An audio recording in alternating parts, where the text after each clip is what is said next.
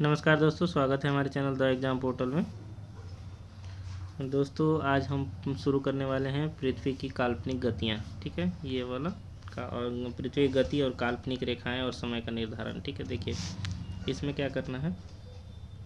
इसमें ना थोड़ा थोड़ा इम्पोर्टेंट है। आप ये याद रखिए, घूर्णन किसको कहते हैं? इसको कहा जाता है रोटेशन। ठीक है, और परिभ्रमण इसको कहा जाता है रिवोल्यूशन। ठीक है, देखिए परिक्रमा, जैसे हम लोग कभी गए होंगे आप मंदिर में, तो मंदिर रहता है तो इसके चारों ओर लोग परिक्रमा करता है, तो ये है परिक्रमण। मतलब सूर्य के जब चारों ओर पृथ्वी घूमती है, मतलब यहाँ ये ऐसे घूम रही है, तो इसको कहा जाएगा परिक्रमण। ठीक है, और घूर्णन मतलब क्या होता है कि जैसे एक अक्ष इसी पे यहीं लट्टू जैसे घूमता है ना, एक अक्ष पे बस घूमते रहता है, अपने आप घूमते रहता है, एक उसका केंद्र यहाँ रहता है और घूमते रहता है, तो इसको घूर्णन कहा जाता है। ठीक है, ये ध्यान रखिएगा। अब देखिए, ये तो हम लोग जानते हैं 24 घंटा में घूमते हैं, और ये 24 घंटा होता नहीं है, कुछ कम ही होता है, 23 घंटा 56 मिनट 4 सेकंड। ठीक है, परिक्रमण जिसको वार्षिक गति भी बताया जाता है। तो जब सूर्य के चारों ओर घूमना है तो ज़्यादा समय लगेगा ना, अपने अक्ष पर घूमना है तो कम समय लगता है। तो ये 24 घंटा में घूमती है और ये 365 दिन। देखिए यही जो 5 घंटा 48 मिनट है ना, यही जब होता है 4 साल में जोड़ दिया जाता है। जैसे 5 घंटा मतलब आप इसको 6 घंटे मान लो, तो 6 + 6 + 6 + 6, तो यही छठा साल जो है ना लीप ईयर हो जाता है, लीप ईयर हो जाता है। और ये इसी के कारण 366 दिन हो जाता है लीप ईयर का। ठीक है, ये ध्यान रखिएगा। देखिए ये धूमकेतु का इंग्लिश याद रखना है, कॉमेट। ठीक है, उल्का पिंड क्या है इसको याद रखना है। ठीक है, ये तो कल मैंने बताया भी था, 1986 में दिखा था, तो अब 2062 में दिखेगा ये। ठीक है, बस ऐसे होता है, और इसमें पूंछ एक लंबा सा दिखता है। ठीक है, इसी को कहा जाता है धूमकेतु। ठीक है, आगे बढ़ते हैं। देखिए कल मैंने बताया था कक्षा के साथ कितना डिग्री कोण बनाएगा, 66.5 डिग्री। अक्ष के साथ कितना बनाएगा, 23.5 डिग्री। कक्षा मतलब ये वाला सूर्य है बीच में, सूर्य है बीच में, तो ये इसके किनारे किनारे इसको, ये कक्षा है, जिस रास्ते पर घूम रही है वो कक्षा। तो कक्षा के साथ कितना बनाता है, 66.5 डिग्री। ठीक, और जब ये जो है ना अक्ष, ये वाला अक्ष है, ठीक है, मतलब ये उत्तरी ध्रुव और ये दक्षिणी ध्रुव, दक्षिणी ध्रुव, इसके साथ कितना डिग्री कोण बनाता है, 23.5 डिग्री का। ठीक है, 23.5 डिग्री। अब देखिए आगे बढ़ते हैं। ठीक है, देखिए ये जब अक्ष पे झुका रहता है, उसके कारण क्या क्या होता है। नत अक्ष मतलब वही हो गया अक्ष के साथ, तो इसके साथ क्या क्या होता है। तो इसके साथ अगर है तो दिन रात की लंबाई में अंतर होगा, मौसम परिवर्तन होगा वर्ष में। ठीक है, अब देखिए एक चीज़ हम लोग को पता है ना, ये जब अपने अक्ष पे घूमती है तो इससे दिन रात होता है। ठीक है, और ये जब इसका परिक्रमा करती है, ये मतलब घूर्णन के चलते दिन रात, और परिक्रमण के चलते मौसम परिवर्तन होता है, ऋतु परिवर्तन। ठीक है, अब देखिए ये थोड़ा दिया हुआ है, आप लोग ध्यान रखिएगा, इस चिन्ह को देखिएगा। ठीक है, इसको यूट्यूब से ना देखिएगा तो आपको ज़्यादा समझ में आएगा। आप उसमें एनिमेशन वगैरह आता है, तो उसमें एनिमेशन से आपको पता चल जाएगा कैसे कैसे पृथ्वी घूमती है, वो आप थोड़ा सा देख लीजिएगा यूट्यूब। ठीक, दूरी देखिए, अप मतलब दूर होता है, उप मतलब नज़दीक होता है। तो जब पृथ्वी सूर्य से सबसे ज़्यादा दूर रहती है तो अपसौर, नज़दीक रहती है तो उपसौर। ठीक है, इसका किलोमीटर मतलब याद करने की ज़रूरत नहीं है, 15 के आसपास ही रहता है। ये जब दूर होता है तो 15.21 करोड़, और ये 14.73 करोड़। ठीक है, अयनांत, इसको संक्रांति भी बोलते हैं। ठीक है, इसमें आपको क्या याद रखना है, जब सूर्य जो है ना कर्क रेखा या मकर रेखा, तो देखिए ये वाला कर्क रेखा है, ठीक, और ये वाला मकर रेखा है। ठीक है, तो आप कभी भी याद रखिए, देखिए पहले क आता है, क ख हम लोग जो पढ़ते हैं उसमें क आता है, उसके बाद न म आता है। मतलब जो अल्फा स्वर व्यंजन होता है व्यंजन में, तो पहले क आता है बाद में म आता है। ठीक है, तो वैसे ही कर्क रेखा ऊपर होता है और मकर रेखा नीचे होता है। ठीक, ये थोड़ा सा ध्यान रखिएगा। अब देखिए इसमें कैसे याद रखना है, देखिए थोड़ा सा मैं बता देता हूँ। यहाँ देखिए, यहाँ देखिए उपसौर अपसौर किस दिन होता है, यहाँ देखिए क्या है, 4/7, मतलब 4 और जुलाई को हम 7 बोलते हैं। ठीक है, देखिए प जो लिखते हैं ऐसे ही होता है ना, प ये है तो प 4 के जैसा ही तो होता है, 4 ऐसे लिखते हैं, इसके ऊपर पेट काट दीजिएगा, ऊपर लाइन दे देगा तो प हो जाता है। तो यही है अप, मतलब ये 4 और 7 है। ठीक है, 7 अब याद रखिए। अब देखिए उप, उप तो ऐसे लिखते हैं, तो इसको 3 भी होता है और ऊ भी होता है, इसमें प लिख दिया तो उप हो गया। तो ये वाला जो है 31 है, ठीक है। तो ये थोड़ा सा ध्यान रखिएगा, एक ट्रिक है मतलब थोड़ा सा ध्यान रखने के लिए कि कौन सा जैसे कितना तारीख को होता है, तो ये 3 तारीख को होता है, 3 जनवरी को, 3 1 इसी लिखा है, जनवरी का 1 है कोड, ठीक है। और ये 7 जो है जुलाई का कोड है, जुलाई का कोड है, ठीक है। ये आप थोड़ा सा ध्यान रखिएगा। अब देखिए ग्रीष्मायनांत, शीतायनांत, ये थोड़ा सा आप पढ़ लीजिएगा, इसमें कुछ ज़्यादा नहीं है, किसमें दिन छोटा है, कैसे दिन घटता है बढ़ता है, ये सारा दिया हुआ है, ठीक है। विषुव, देखिए विषुव मतलब क्या, जब दिन रात बराबर होता है ना, या जब भूमध्य रेखा पे सूर्य चमकता है, भूमध्य रेखा पर सूर्य जब चमकना शुरू करेगा तो इसी को बोला जाता है विषुव, ठीक है। तो कब होता है, 21 मार्च और 23 सितंबर, ठीक है। तो देखिए 213 मतलब 21 3 का मार्च हो गया, और 239 मतलब 9 मतलब सितंबर होता है, ठीक है। तो आप सिर्फ विषुव का याद रखिए, 213 239, तो आपको याद रहेगा डेट इसका कि कब होता है, ठीक है। अब देखिए ये आप पढ़ लीजिएगा, ठीक है। अब आगे बढ़ते हैं।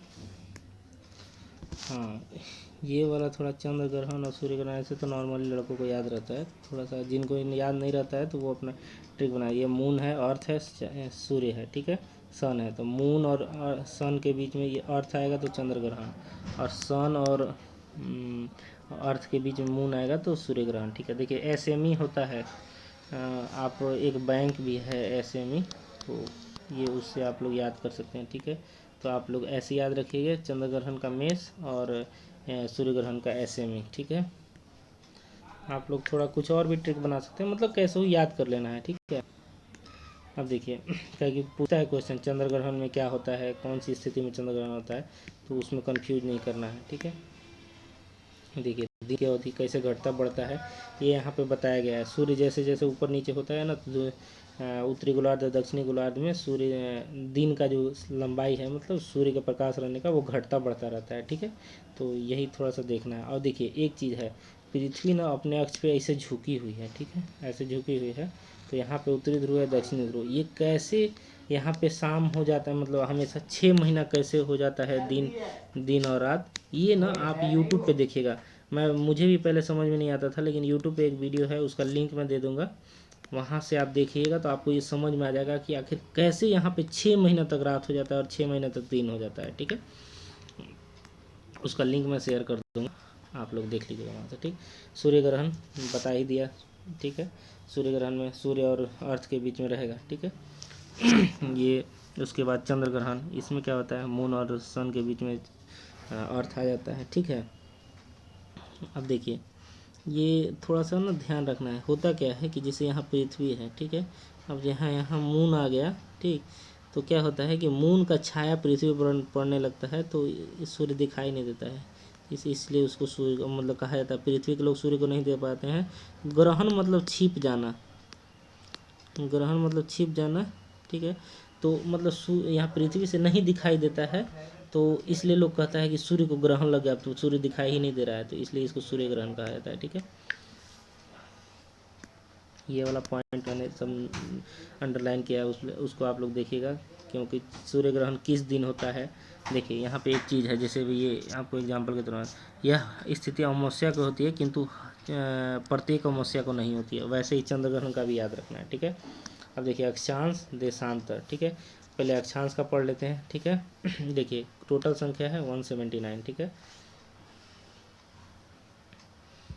अक्षांश रेखा की कुल संख्या 181 है, ठीक है।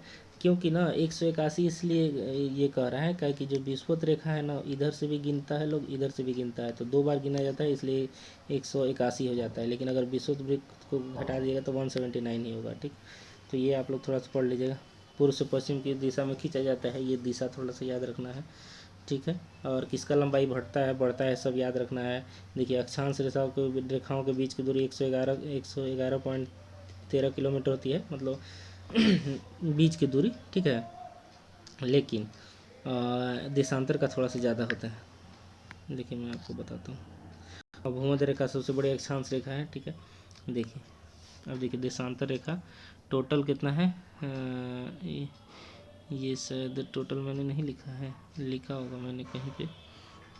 देखिए इसमें पहले क्या याद रखना है, इसमें देखिए बीच का दूरी थोड़ा सा ज़्यादा होगा। देखिए उसमें 111.32 है, लेकिन इसमें जो है 100 11.13 है, तो मतलब देशांतर रेखाओं के बीच की दूरी थोड़ा ज़्यादा होती है। ठीक है, ये याद रखना है। इसको गोरे भी कहा जाता है, तो ये भी आप थोड़ा सा याद रखिएगा।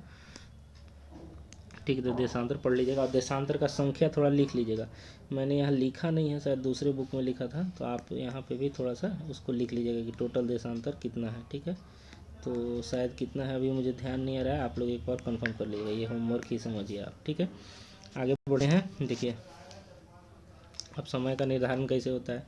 देखिए एक तो लोकल टाइम होता है, ठीक है, और एक होता है मानक समय। जैसे हुआ क्या था, मान लीजिए ये पृथ्वी है, ठीक है, तो लोगों ने पहले क्या किया था, लोग सूर्य को देख के समय का अंदाज़ा लगाते थे। सूर्य अगर सर के ऊपर तो लोग कहते थे कि 12 बज रहा है।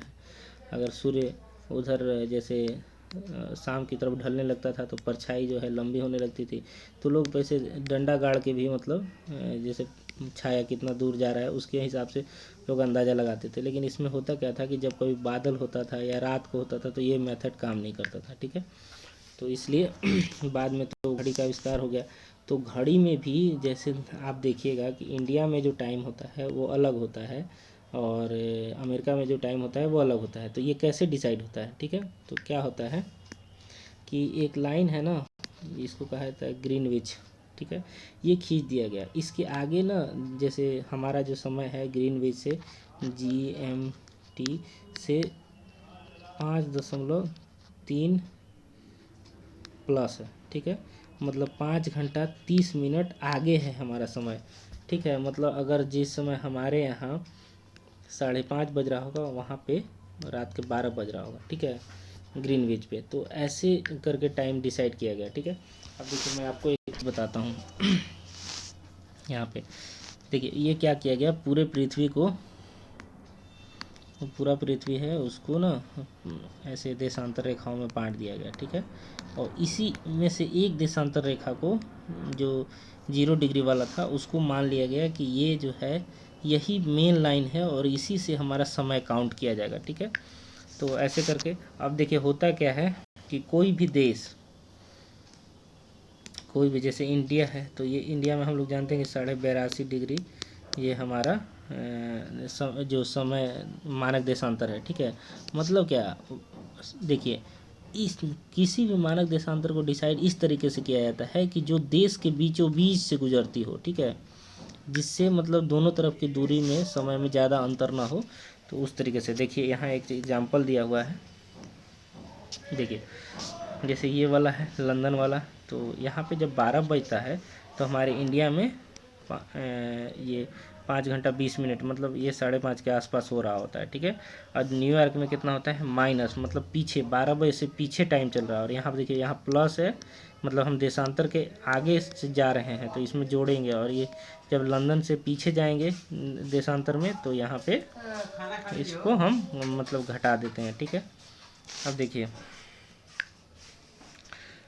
यहाँ पे हाँ हमारा जो है GMT से 5:30 5 घंटे 30 मिनट आगे, यही मैंने अभी बताया था। ठीक है, देखिए समय जो ना होता क्या है कि जब किसी देश की लंबाई बहुत ज़्यादा बड़ा हो जाता है तो वो लोग ना, जैसे हमारे यहाँ एक मानक देशांतर है 82.5 डिग्री वाला, तो क्या होता है कि बहुत सारे देशों ने और बहुत सारा मानक देशांतर रख लिया है। क्यों, क्योंकि अगर मान लीजिए ये वाला मानक देशांतर यहाँ पे होगा ना, तो यहाँ पे बहुत यहाँ के समय में और यहाँ के समय में बहुत ज़्यादा अंतर हो जाएगा। ठीक है, अभी भी भारत के समय में जैसे भारत जो है ये ऐसे मान लीजिए है, अरे यार ये तो गलत बन गया। ठीक है, मान लीजिए इंडिया है ये। ठीक है, ठीक है, ऐसे है, तो यहाँ से यहाँ तक जो लंबाई है, ठीक है, तो इसके बीच में ना 2 घंटा का अंतर होता है। ठीक है, अभी एक मानक देशांतर है तो चूंकि भारत का लंबाई तो कम ही है, 3000 के आसपास है, तो अगर इससे ज़्यादा लंबाई हो जाएगा, मान लीजिए कोई देश बहुत ज़्यादा ऐसे इतना लंबा है, ठीक है, तो उसके यहाँ से यहाँ तक के समय में तो बहुत ज़्यादा अंतर हो जाएगा। इसको दूर करने के लिए क्या किया जाता है कि बहुत सारे देशांतर को मानक देशांतर बना लिया जाता है। जैसे देखिए एग्जाम्पल के तौर पे अभी सबसे ज़्यादा फ्रांस में है। ठीक है, अभी सबसे ज़्यादा मानक देशांतर फ्रांस के पास है। उसके द्वीपों को लेकर, मतलब आइलैंड का संख्या जोड़ के अगर काउंट किया जाए तो सबसे ज़्यादा फ्रांस का है। ठीक है, ऐसे देखिए अभी देखिएगा आप कि संयुक्त राज्य अमेरिका में 7 है, रूस में 11 है, क्योंकि ये देश बहुत ज़्यादा, लंबाई इनकी बहुत ज़्यादा है, ठीक है। चौड़ाई कम है लेकिन लंबाई बहुत ज़्यादा है, ठीक है। अब देखिए अंतर्राष्ट्रीय तिथि रेखा। अंतर्राष्ट्रीय तिथि रेखा एक रेखा है, जैसे ये जो ग्रीनविच वाला 0 डिग्री है ना, जस्ट इसके विपरीत वाला जो है 180 वाला, ठीक है। हम जानते हैं देशांतर रेखा, कोई भी 2 देशांतर रेखा होती है, जैसे ये पृथ्वी है, ये पृथ्वी है, तो अगर देशांतर रेखा को हम यहाँ से खींच रहे हैं तो फिर ये इधर से जाके उतरेगा ना, तो ये मिल के एक सर्किल बनाता है, ठीक है। तो यही देशांतर रेखा जो 0 डिग्री है ना, तो इस साइड में 0 डिग्री है, तो ये पृथ्वी के उस भाग में जाके ना 180 डिग्री हो जाता है, ठीक है। 180 डिग्री हो जाता है, तो यही है अंतर्राष्ट्रीय डेट लाइन, ठीक है, इंटरनेशनल डेट लाइन है, ठीक है। अब देखिए अंतर्राष्ट्रीय तिथि रेखा, इसको कब अपनाया गया था? 1884 में अपनाया गया, याद रखिएगा, ठीक है। और इसमें 180 डिग्री यामी उत्तर मतलब प्राइम मेरिडियन को अंतर्राष्ट्रीय तिथि रेखा निर्धारण किया गया है, ठीक है। इसको पूर्वी और पश्चिमी दोनों एक ही रेखा है, और इसी को पूर्वी और पश्चिमी कहा जाता है, ठीक है। देखिए एक चीज़ थोड़ा सा ध्यान रखना है, ठीक। मान लीजिए ये रेखा है, ठीक है, तो यहाँ पे ना पश्चिम है और यहाँ पे पूर्व है, ठीक है। अब देखिए होगा क्या, हम जब भी यहाँ से देखिए पश्चिम की ओर इस साइड में जाएंगे, ठीक है, तो एक दिन जोड़ लिया जाएगा। मतलब अगर यहाँ पे आया वो यहाँ पे, तो यहाँ पे उसका सोमवार हो रहा था ना, सोमवार हो रहा था, तो यहाँ आते इधर जैसे ही पार करेगा यहाँ पे आएगा तो उसका मंगलवार हो जाएगा, ठीक है। और जैसे ही इस साइड जाएगा, अगर यहाँ पे उसका मंगलवार है, और जैसे ही लाइन को इस साइड पार करेगा तो यहाँ सोमवार हो जाएगा, ठीक है। तो देखिए वो मंगल तो एक बार जी लिया है, ठीक है, मंगल को पूरा एंजॉय किया, पार्टी किया, फिर इधर आके सोमवार को भी उसको सोमवार मतलब मंगल उसका चल रहा था लेकिन पीछे आया तो फिर सोमवार, मतलब पिछला दिन वो सोमवार तो एंजॉय किया था ना भाई, तो उसको एक बार दोबारा से सोमवार मिल गया, ठीक है। तो यही होता है अमेरिका के साथ। जो यूएसए है वो क्या होता है कि यूएसए के लोग क्या करते हैं कि जैसे ऐसे इंटरनेशनल डेट लाइन है, ठीक है, तो इधर रूस है, तो लोग क्या करते हैं कि यहाँ पे एक बार न्यू ईयर बना के फिर उसके बाद रूस चले जाते हैं, रूस में भी न्यू ईयर मना लेते हैं, ठीक है। तो अलास्का के लोगों को फ़ायदा हो जाता है, ठीक है। ये थोड़ा सा आप इसको ध्यान से पढ़िएगा और ध्यान से समझ के रखना है, क्वेश्चन कभी कभी हो सकता है पूछ दे, ऐसे पूछा नहीं है कभी, ठीक है। और कैसे कैसे इसको मोड़ा गया है, किस जल संधि से निकाला गया है, बेरिंग जल संधि, तो ये थोड़ा सा पढ़ना है आपको, ठीक है। अब देखिए स्थल मंडल, ठीक है। देखिए स्थल मंडल में कुछ खास नहीं है, आंतरिक संरचना वगैरह के बारे में पढ़ना है कि पृथ्वी का परत है तो सियाल, सीमा, निफे, ये वाला 3 परत होता है, ठीक है। इसमें ना थोड़ा सा एक चीज़ ध्यान रखना है, इसका मोटाई ना थोड़ा सा आप लोग याद रखिएगा, ठीक है। और इसमें मोटाई में एक चीज़ याद रखना है कि सियाल किस किस से बना है, तो एस और अल, एस आई मतलब सिल्का और एल्युमिनियम, सीमा किससे, तो SiMa तो सिलिकॉन और मैग्नीशियम से, ठीक है। वैसे ही नीफे मतलब निकेल और फेरस से बनाए, तो ये थोड़ा सा याद रखना है, ठीक है। और देखिए भूपटल कैसे बना है, इसका चौड़ाई मोटाई कितना है, महासागर में कितना है, और महाद्वीप पर कितना है, ये थोड़ा सा ध्यान रखना है। बैसाल्ट से बना है, महासागरीय बैसाल्ट से बना है, लेकिन महाद्वीप जो मतलब स्थल वाला पार्ट है वो नीसो ग्रेनाइट से बना है, ये थोड़ा सा याद रखिएगा। ये देखिए ये कोर्नाड असमता, ये थोड़ा सा ध्यान रखना है। मोहर ये क्या है कि जैसे 2 परत जहाँ पे मिलती है ना, तो एक संक्रमण क्षेत्र पाया जाता है, मतलब यहाँ से एक परत ऐसे है और यहाँ से एक परत ऐसे है, तो 2 मिल रहा है तो बीच में ना एक संक्रमण क्षेत्र है जो बीच दोनों को अलग करता है, तो उसी को ये कहा जाता है असंबद्धता, ठीक है। अब देखिए इसका मैंने टिक बनाया था, देखिए एक क्रस्ट है और ये है, ये दोनों क्रस्ट है, तब ये कोर्नाड, मतलब ये क्रस्ट ऊपरी क्रस्ट, निचली क्रस्ट और बीच में कोर्नाड असंबद्ध है, सी, ठीक। मोहोबिक का क्या है, देखिए क्रस्ट है, मेंटल है और ये है मोहोबिक, ठीक।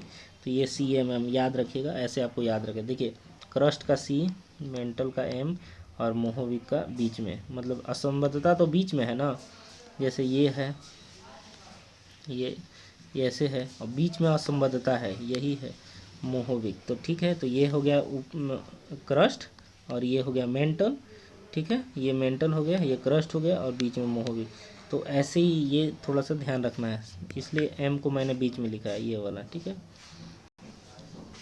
अब देखिए एक चीज़ आप लोग और थोड़ा सा पढ़ना है, इसमें क्या मेंटल के बारे में थोड़ा सा पढ़ लीजिएगा, कितना मोटाई वगैरह है, ठीक है। इसमें भी होता है, देखिए MMR, तो इसको भी रेपेटी मतलब क्या है, एम मतलब ऊपरी मेंटल, और ये आर मतलब रेपेटी होता है। इसको आप ना थोड़ा सा चेंज कर लीजिएगा, MRM कर लीजिएगा, ठीक है। ऊपरी मेंटल, निचली मेंटल और आर बीच में हो जाएगा, ठीक है। तो थोड़ा याद करने में दिक्कत नहीं होगा। देखिए क्रूड सबसे इम्पोर्टेंट है। ये हमारा जो क्रूड है वो अधिकांश जो है आयरन का बना हुआ है और निकल का बना हुआ है, तो इसको थोड़ा सा ध्यान रखना है, ठीक है। इसमें भी गुटेनबर्ग असंबद्धता होता है, इसको भी थोड़ा सा ध्यान रखिएगा, ठीक है। इसका भी ट्रिक आप लोग थोड़ा ना अपने अनुसार डिजाइन कर लिए, काहे कि असंबद्धता होता है बीच में, ठीक है। तो बीच में जो बीच वाला लेटर होगा, जैसे गुटेनबर्ग, उसको जी में रखेंगे, तो इसको MCG ना करके MGC कर लीजिएगा, ठीक है। तो बीच में गुटेनबर्ग हो जाएगा, सी इधर हो गया, क्रस्ट कोर हो गया, ये हो गया मेंटल, ठीक है। इस तरीके से याद कर लीजिएगा। अब देखिए ये CCl, इसको भी थोड़ा सा याद कर लीजिएगा, इसको भी CLC करके याद कर लीजिएगा तो ज़्यादा अच्छे रहेगा, ठीक है। और देखिए ये वाला, हाँ ये एक चीज़ याद रखिए, देखिए अगर कोई पूछे ना कि सबसे ज़्यादा कौन सा धातु पाया जाता है, तो एल्युमिनियम पाया जाता है। लेकिन कोई पूछे कि सबसे ज़्यादा कौन सा तत्व पाया जाता है, तो वो ऑक्सीजन पाया जाता है। भूपटल का, मैं क्रस्ट का बात कर रहा हूँ, समस्त पृथ्वी में लोहा सबसे ज़्यादा पाया, उसके बाद ऑक्सीजन, ठीक है। इसको थोड़ा सा एकदम इसको याद करना है, एकदम इम्पोर्टेंट है, ठीक है, क्वेश्चन पूछा हुआ है, ठीक है। अब देखिए चट्टान में कुछ नहीं है, 3 प्रकार के चट्टान होते हैं, आग्नेय चट्टान, कांति चट्टान और एक मिनट इस अवसादी चट्टान, ठीक है। तो देखिए ये ना कुछ इसमें टाइप दिया है, ये वाला आग्नेय चट्टान जब बनता है, तो आग्नेय चट्टान बनने के क्रम में ये बैथोलिथ, लोपोलिथ ये सब बनता है, ठीक है। तो यहाँ पे दिया हुआ है कौन कैसा दिखता है, उसको थोड़ा सा आप ध्यान रखिएगा, ठीक है। ये ऐसे ही अगर आपको ये थोड़ा दिक्कत है, एक काम कीजिएगा, यूट्यूब पे है इसका एक वीडियो, ठीक है, उस पर आप मारिएगा सर्च, ये लोकोलिथ, फैकोलिथ, लोपोलिथ, तो ये आपको वहाँ आपको दिखाएगा कि मतलब लोकोलिथ का शेप कैसा होता है, लोपोलिथ का शेप कैसा होता है, फैकोलिथ का। जैसे ऐसे कभी ये क्वेश्चन पूछा नहीं है एग्जाम में, लेकिन एक थोड़ा सा शेप पता रहेगा तो आप अंदाज़ा लगा लीजिएगा। देखिए हुआ क्या था, ये देखिए ये पूरा लंबा चट्टान है, तो ये बैथोलिथ है। जब ये मैग्मा जब छेद के बाहर ऊपर निकलने के लिए होता है ज्वालामुखी से, तो ऊपर निकल जाता है। लेकिन होता है ऊपर निकलने के क्रम में ना ऐसे ऐसे ऐसे ऐसे बीच में भी चला जाता है ये लोग, ठीक है। तो इसी को बोलते हैं, ये बीच में छोटा सा है ना और ऐसे फैल गया फैकोलिथ। ये बड़ा वाला गुंबद है तो इसको बैथोलिथ कहा जाता है, ठीक है। ऐसा अगर लंबा सा होगा तो बैथोलिथ, ये भी बैथोलिथ है। ये देखिए ये वाला जो है ना लावा प्रवाह से बना, जिससे लावा आया ऐसे और फैल गया, तो ये लावा का पठार बन गया, ठीक है। अब देखिए आसादी चट्टान पढ़ लीजिएगा। देखिए आसादी चट्टान का एग्जाम्पल याद करना है, रूपांतरित का एग्जाम्पल याद करना है, और उसका भी एग्जाम्पल याद करना, आग्नेय का भी याद करना है। ये वाला पूरा रट जाना है, ठीक है। इससे क्वेश्चन एकदम पूछता है, ये बहुत बहुत इम्पोर्टेंट है, ठीक है।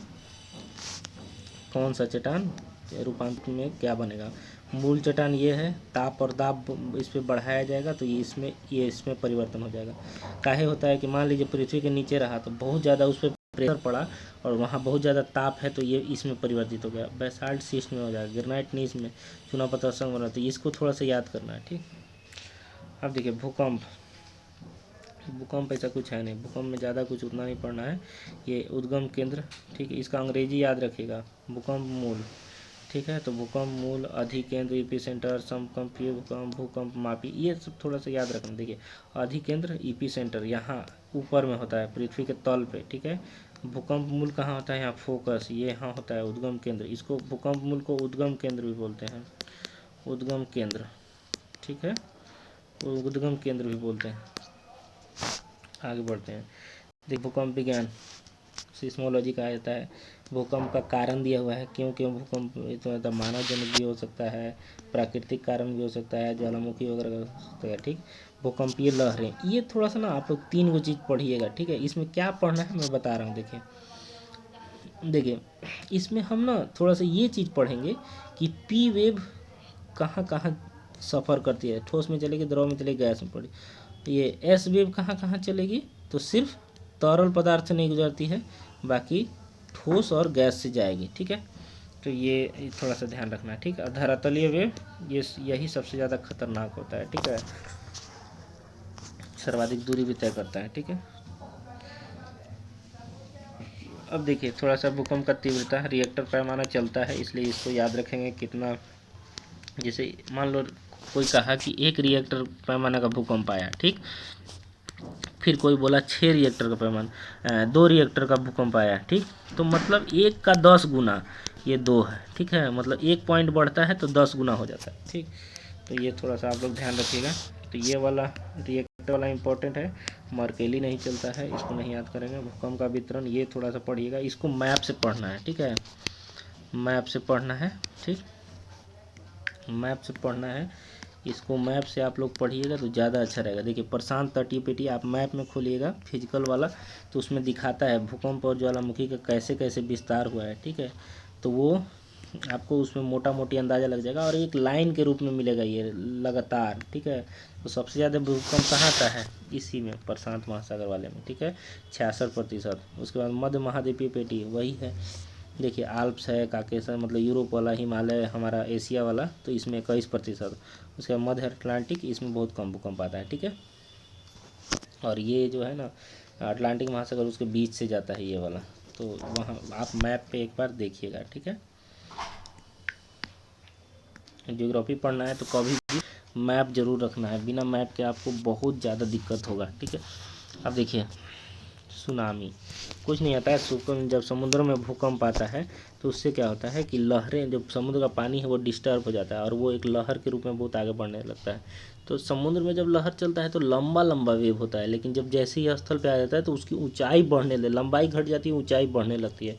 तो उसी के कारण जब बहुत लहर जब बहुत बहुत ऊंचा हो जाता है तो उसको सुनामी कहा जाता है, ठीक है। ये सुनामी जो है जापानी शब्द है, ठीक है।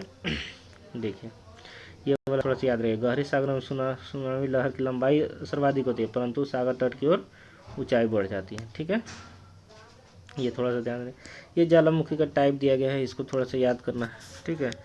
ये प्रबलता क्षेत्र, इसको याद रखिएगा, थोड़ा सा ज़्यादा नहीं, ठीक है। इसको ना थोड़ा सा आप किसी बुक से पढ़िए कि जो हमारा बिहार है वो किस जोन में आता है, वो थोड़ा सा लिख लीजिएगा आप, यहाँ पे हमने नहीं लिखा है, आप लिख लीजिएगा, ठीक है। अब देखिए ज्वालामुखी से कौन कौन सा पदार्थ निकलता है, ये वाला ज्वालामुखी कितना कितना टाइप का होता है, क्या क्या, ये इसको ज्वालामुखी जैसे शंकु के आकार का भी होता है, तो यही ये जो है ना ऐसे, इसी को ज्वालामुखी शंकु कहा जाता है। ये इसका छेद मुख है इसका, ठीक है, ये पाइप है, इसी से मैग्मा बाहर निकलता है। और ज्वालामुखी क्रेटर, जो मुख के ऊपर से गड्ढा होता है उसको ज्वालामुखी क्रेटर बोलते हैं, ठीक है। अब देखिए ये ज्वालामुखी के बारे में पढ़ लीजिएगा, इसमें बहुत 2-3 गो वर्ड है, ठीक है। जैसे टेफ्रा, इसको पढ़िएगा, जिसमें निष्कासित ठोस पदार्थ निकला तो टेफ्रा कहा जाता है। लावा क्या है, तो जो गर्म मैग्मा निकलता है वही जब जम जाता है ना तो उसको लावा बोलते हैं, ठीक है। एसिडिक लावा, ये सिलिका की मात्रा अधिक होती है और बहुत दूर तक प्रवाहित नहीं होता है, तेज़ी से जम जाता है, ठीक है। बेसिक लावा में क्या होता है, सिलिका की कमी होता है, ठोस होने से पूर्व बहुत अधिक दूरी तक प्रवाहित होता है, मतलब बहुत अधिक दूरी तक फैलता है, ठीक है। और ये वाला कम फैलता है, ठीक।